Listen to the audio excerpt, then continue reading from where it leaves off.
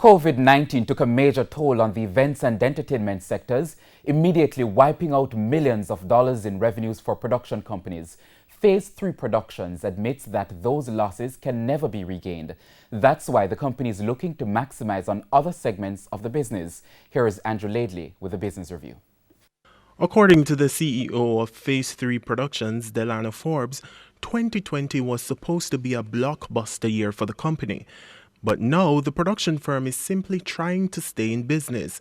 He explains that the company started to feel the pinch from the moment the first COVID-19 case was confirmed in Jamaica. The first week or so that the pandemic started, or it started in Jamaica, I should say, mid-March, over the course of a week and a half, 2 weeks, we saw a significant amount of our revenues, or projected revenues for the year, pretty much evaporate.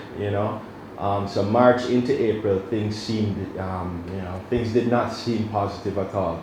Like many other companies, Phase 3 found new ways to stay afloat, primarily by facilitating virtual events. But Mr. Forbes says those projects aren't enough to make up for the fallout the company continues to endure. The earnings from physical events can be significant.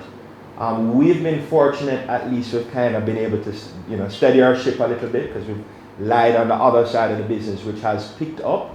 Overall, we'd be down a little bit. It'd be hard to make up entirely for the type of revenues we'd be projecting.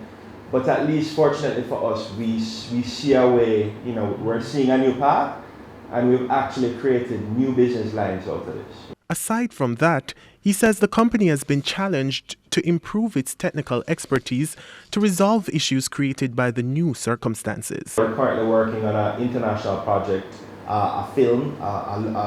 When I say a film, they're filming locally, but because people can't travel, all of a sudden we're having to do remote productions where people are producing content here, the producers and directors may be overseas, and we have to find solutions to bridge the divides. Quite a few new clients have reached out to us to help them transition from the physical event to the virtual event for the time being, until we can kind of get back to business as usual. But while business opportunities from new and overseas players increase, he says a part of the company's core business has been significantly impacted.